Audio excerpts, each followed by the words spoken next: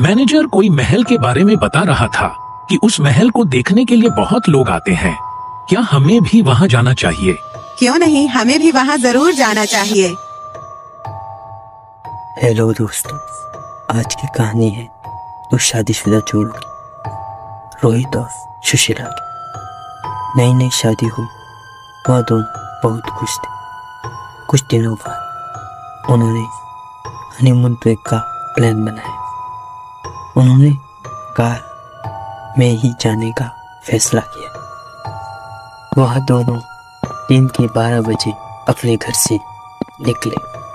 समय बहुत लंबा था, इसलिए उन्होंने अपनी ज़रूरत की सारी चीज़ें ले ली। वे बहुत खुशी खुशी अपनी ट्रिप को एंजॉय कर रहे। तभी बीच रास्ते में सुशीला ने पूछा, सुनिए, हमारा हनीमून बहुत यादगार होना चाहिए। कुछ ऐसा करेंगे जो पूरी जिंदगी हमें याद रहे। मेरे पास कोई प्लान नहीं है। क्या तुम्हारे पास कोई प्लान है?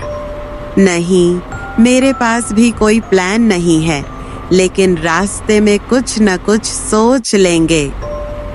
ठीक है, कुछ सोच ही लेंगे। वह दोनों आगे बढ़ते रहे और एक शहर में पहुंचे। वहां एक होटल पर रुके, खाना खाया और थोड़ा आराम किया। उसके बाद रोहित ने पेमेंट के समय होटल की मालिक से पूछा, यहाँ पर सबसे अच्छी घूमने की जगह कौन सी है? यहाँ से थोड़ी दूर पर एक राजा का महल है। वहाँ बहुत लोग घूमने जाते हैं। आप भी वहाँ जा सकते हैं, लेकिन वहाँ से सूरज ढलने से पहले लौट आना, नहीं तो आपके साथ कुछ भी हो सकता है। वहाँ रात को रुकना बहुत खतरनाक है।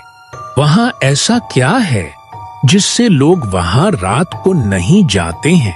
लोग कहते हैं कि वहाँ रात को भूत घूमते हैं, जो लोगों को डराते हैं, कभी कभी मार भी देते हैं।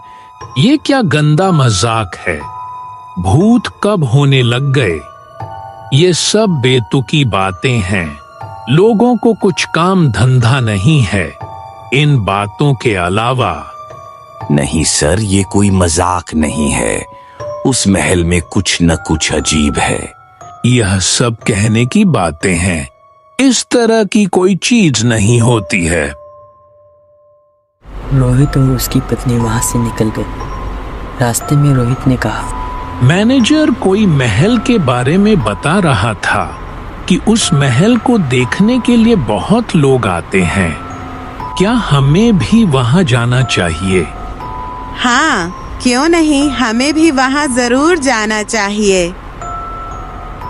दोनों एक दूसरे की बात पर राजी हो गए और उस महल की ओर चल पड़े। वहाँ दोनों उस महल की ओर बढ़ने लगे। रास्ते और भी सुनसान होने लगे। शाम हो चुकी थी। घड़ी में 6 बज रहे थे। उनकी गाड़ी महल के बहुत करीब आ गई थी। थोड़े समय बाद वह महल के दरवाजे के पास पहुंच गए। सुशीला बोली, यह कितना खूबसूरत है और डरावना भी। हाँ, ये वाकई कितना खूबसूरत है।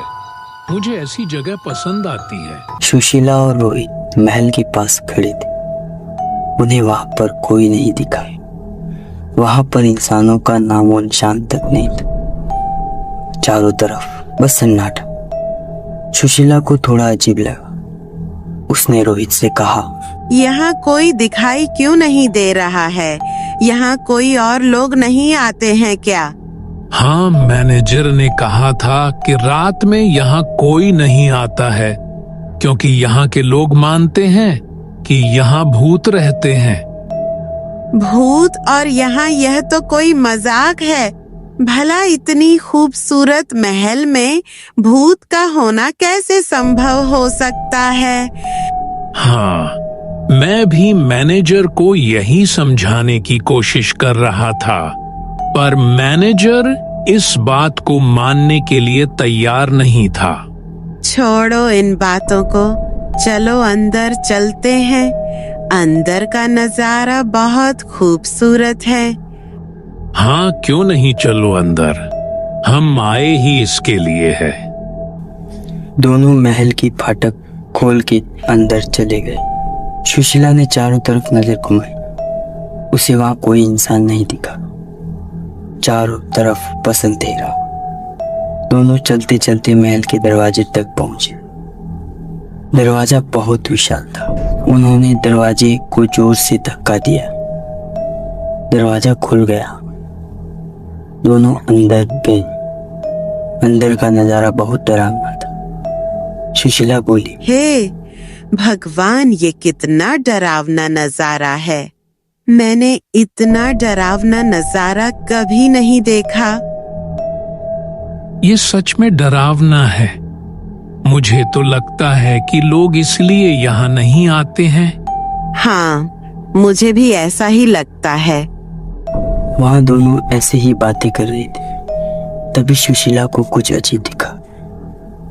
उसे एक कमरे की खिड़की पर कोई साया चलते हुए दिखा। सुशीला को अजीब लगा। उसने रोहित से कहा, वह कुछ अजीब है। वहाँ मैंने किसी को चलते हुए देखा। कहाँ?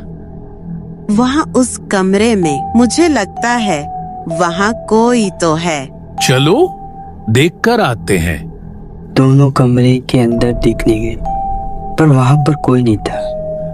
रोहित बोला, अरे यहाँ तो कोई नहीं है। तुम्हें भला यहाँ क्या दिखा? नहीं, मैंने सच में यहाँ किसी को देखा।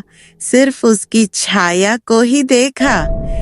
मुझे लगता है यह तुम्हारा वहम है। तुम इन बातों पर इतना ध्यान मत दो। हाँ, मुझे भी ऐसा ही लगता है।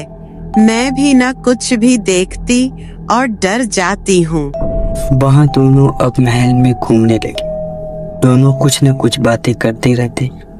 कुछ समय बाद किसी ने पीछे से सुशीला को उसके नाम से पुकारा। वह बहुत डर गई। मुझे अभी पीछे से किसी ने आवाज लगाई। वो मेरा नाम ले रहा था। पर यहाँ हमारे अलावा कोई और नहीं है, तो तुम्हें कौन आवाज लगाएगा? मुझे लगता है तुम्हारे कान बज रहे हैं। हाँ, मुझे भी यही लगता है। शायद मैं ही ज्यादा सोच रही हूँ। दोनों फिर से महल में घूमने लगे। अब सुशीला को थोड़ा थोड़ा डर लगने लगा था। वह सोच रही थी कि यह कोई वहम नहीं हो सकता। मुझे तो सच में वहां कुछ दिखा। मेरी आंखें धोखा नहीं खा सकती। चलो मान लिया एक बार कि वो छाया एक वहम थी, पर वो आवाज तो सच में आई थी। और मुझे पक्का विश्वास है कि वह कोई वहम नहीं था। ऐसे ही विचारों के साथ वह महल में घूम रही थी। अब उसे और भी ज्यादा डर लगने लगा। अपने पीछे किसी के होने का एहसास होता। उसे लगता कि कोई उसे छू रहा है। उसे लगता कि कोई बुला रहा हो। उसकी घबराहट और भी बढ़ने लगी। लेकिन वह रोहित के सामने अच्छे से बात कर रही थी। तभी अचानक इस बार उसे आवाज आई, मुझे यहां से निकालो, मैं आजाद होना चाहता हूं। सुशीला अब बहुत ही ज्यादा डर चुकी थी। अब उसे सब असली लगने लगा था। अभी भी वह महल में घूम रही थी। रोहित महल को अच्छी तरह से देख रहा था, लेकिन सुशीला बहुत डर गई। उसने रोहित का हाथ कसकर पकड़ा था। तभी महल में धुआं छा गया। रोहित और सुशीला को कुछ नहीं दिख रहा था। उनकी आंखों के सामने गहरा अंधेरा छा गया। तभी अचानक से रोहित जमीन पर गिर जाता है और सुशीला के बहुत जगाने पर भी वह नहीं उठता है। तभी सुशीला देखती है कि धुएं में कोई बहुत बड़ी छाया उसकी तरफ आ रही थी। सुशीला घबरा गई और चिल्लाने लगी, बचाओ मुझे, कोई है यहाँ पर। वह छाया रुकने का नाम नहीं ले रही थी। सुशीला ने भागने की कोशिश की, लेकिन वह भाग नहीं पा रही थी। उसके पैर मानो किसी ने जकड़ लिए। वह साया उसके पास आ गया, उसे घसीटते हुए ले जाने लगा और उसे एक कमरे में ले गया। और उसे जोर से दीवार पर फेंक दिया। सुशीला के सिर पर गहरी चोट लगी। चोट इतनी गहरी थी कि वह बेहोश हो गई। सुबह रोहित की आंखें खुली। उसने अपने आसपास देखा। उसे सुशीला नहीं दिख रही थी। रोहित बहुत ही घबरा गया। उसने हर तरफ सुशीला को ढूंढा, पर उसे वो कहीं नहीं मिली। फिर वह उस कमरे में गया जहाँ वो साया कल रात सुशीला को ले गया था। रोहित को वहाँ सुशीला बेहोशी की हालत में मिली। रोहित ने सुशीला को जगाने की कोशिश की, पर वह उठने का नाम तक नहीं ले रही थी। रोहित ने उसे उठाया और कार में ले गया और सीधा हॉस्पिटल की ओर अपनी कार घुमा दी। सुशीला को हॉस्पिटल ले जाया गया। डॉक्टर ने उसका इलाज किया। इलाज के बाद डॉक्टर ने रोहित को बताया कि सुशीला बिल्कुल ठीक है। उसके सिर पर गहरी चोट है, लेकिन अब वो खतरे से बाहर है। कुछ दिनों बाद सुशीला हॉस्पिटल से डिस्चार्ज हो गई। रोहित उसे घर ले गया, उसका अच्छे से ख्याल रखता। कुछ दिन तक सब सामान्य चल रहा था, लेकिन एक दिन जब रोहित की नींद खुली तो उसने देखा कि सुशीला अपने बिस्तर पर नहीं थी। रोहित को कुछ अजीब लगा। वह पूरे घर में सुशीला को ढूंढ रहा था, पर उसे सुशीला कहीं नहीं मिली। अंत में उसने बाथरूम में देखा। वहाँ उसने जो देखा वह चौंकाने वाला था। सुशीला बाथरूम में बस आईने में अपने आप को घूर रही थी। वह बहुत अजीब तरीके से अपने चेहरे को देख रही थी। रोहित ने उसे आवाज़ लगाई, पर उसने कोई जवाब नहीं दिया। वह बस उसी आईने को देखे जा रही थी। रोहित उसके पास गया और उसे छुआ। सुशीला अचानक पीछे मुड़ी। वह बहुत डरी हुई लग रही थी। रोहित ने कहा, तुम इतनी रात को बाथरूम में इस आईने के सामने क्या कर रही हो? सुशीला ने कुछ नहीं कहा और बिना किसी जवाब के अपने बिस्तर पर जाके सो गई। रोहित को कुछ समझ नहीं आया। वह बस सोच रहा था कि इसे आज क्या हो गया है, यह ऐसा बर्ताव क्यों कर रही है। रोहित यही सोचते हुए अपने बिस्तर पर जाके सो गया। उसे पूरी रात नींद नहीं आई। सुबह वह अपने काम पर चला गया।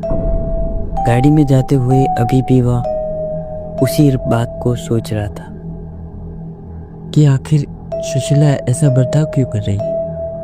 उसे अचानक हो क्या गया है। उसने सोचा कि शायद वह उस सदमे से अभी तक उभरी नहीं है, इसलिए वह ऐसा बर्ताव कर रही है। यह सब सोचते हुए वह काम पर चला जाता है। शाम को वह घर लौटता है। वह अपने कमरे में जाने ही वाला था कि उसे अंदर से सुशीला की आवाज़ आई। उसने ध्यान से सुना तो पता चला कि सुशीला किसी से बात कर रही है। रोहित को कुछ अजीब लगा। वह सोच में पड़ गया कि हमारे अलावा घर पर कोई नहीं है, तो सुशीला किससे बात कर रही है। उसने कमरे में जाके देखा। वह चौंक गया।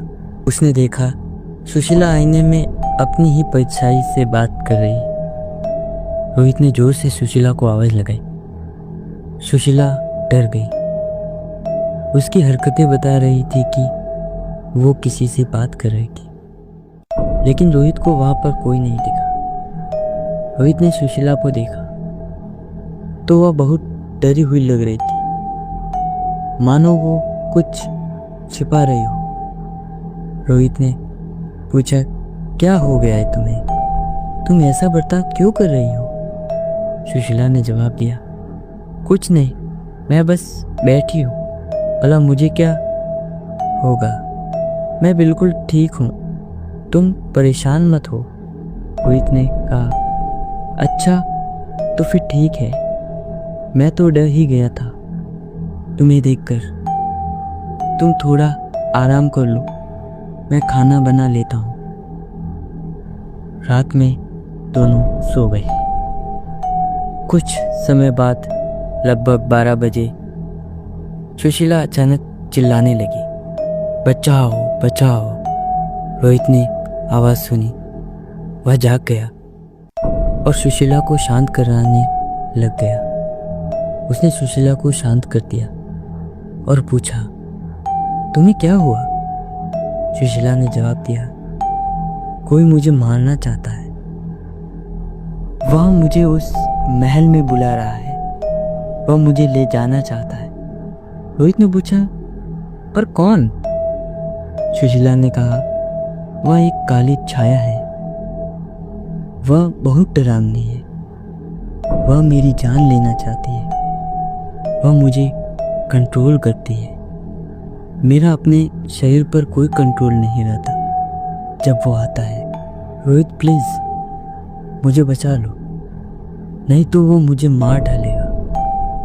प्लीज बचा लो मुझे, नहीं तो वो मुझे मार डालेगा। रोहित को कुछ समझ में नहीं आ रहा था कि आखिर सुशीला कहना क्या चाहती। उसने जैसे तैसे उसे शांत किया और उसे सुला दिया। सुबह वह काम पर चला गया, फिर सीधा शाम को लौटा। रात होते ही दोनों सो गए। सब शांत था। रोहित थका हुआ था तो उसे जल्दी नींद आ गई। वह गहरी नींद में चला गया।